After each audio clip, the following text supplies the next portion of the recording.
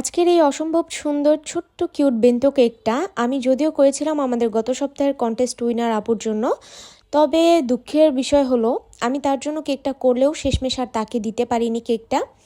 তো কেন আমি দিতে পারিনি বললাম সেটা তো অবশ্যই জানাবো, সেই সাথে থাকছে আজকের এই কিউট বেন্টো কেকটার ডেকোরেশন ভিডিও।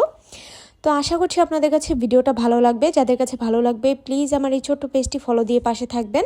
আর এর মধ্যে একটা কথা বলে দেই, আপনারা যারা গাজীপুরের মধ্যে আছেন চাইলে কিন্তু আমাদের থেকে কেক নিতে পারেন, আশা করি আপনাদের কাছে ভালো লাগবে।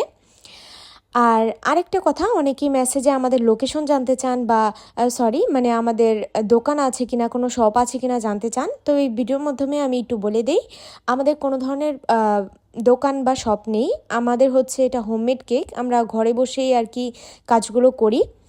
তো যাই হোক, চলে আসি আমার কেকের কথায়। এখানে প্রথমেই দেখতে পেয়েছেন আমি একটা ভ্যানিলা বেস নিয়ে নিয়েছি।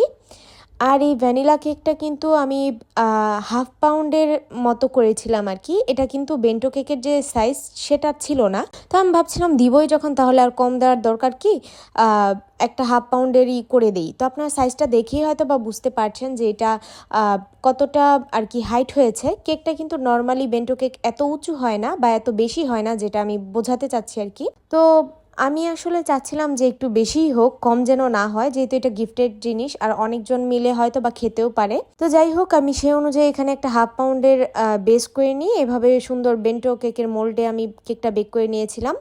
আর এরপর দেখতেই পাচ্ছেন 3টা লেয়ার আমি এখানে করেছি।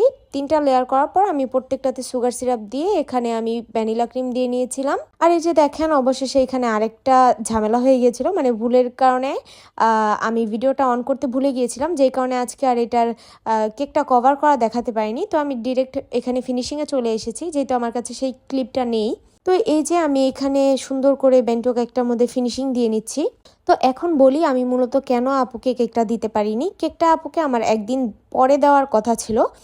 তো আমি যখন ভাবলাম যে একদিন পরে দিব, তারপর দেখি যে না, পরের দিন আমার অনেক অর্ডার আছে। তো যাই হোক, আমি ভাবলাম যে ঠিক আছে, আপুর সাথে তো আমার কথা হয়েছে, তো আপু চাইলে আগের দিনও নিতে পারতো। আমি আর কি আপুকে একদিন পরে নিতে বলেছিলাম, তো আপু আমাকে বলেছিল ঠিক আছে।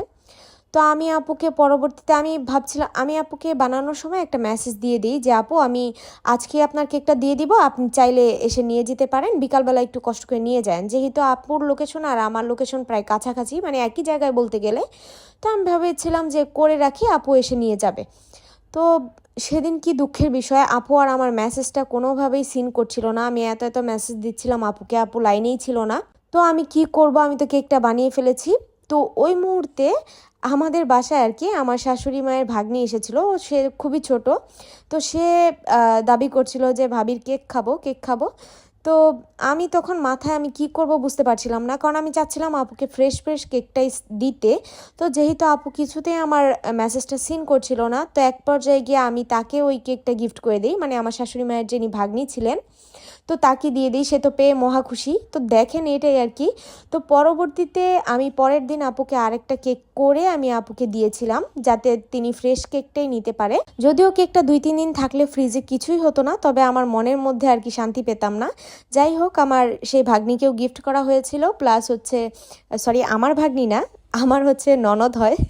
তো যাই হোক, তাকেও গিফট করা হয়েছিল, সেও খুশি ছিল। পরের দিন আপুকে দিয়েছিলাম, আপুও খুশি ছিলেন। তো যাই হোক, আপু খুব সুন্দর একটা রিভিউ শেয়ার করেছিলেন আমাদের সাথে। ভিডিওটা কেমন হয়েছে অবশ্যই জানাতে ভুলবেন না। আজকের মতো বিদায় নিচ্ছি, আল্লাহ হাফিজ।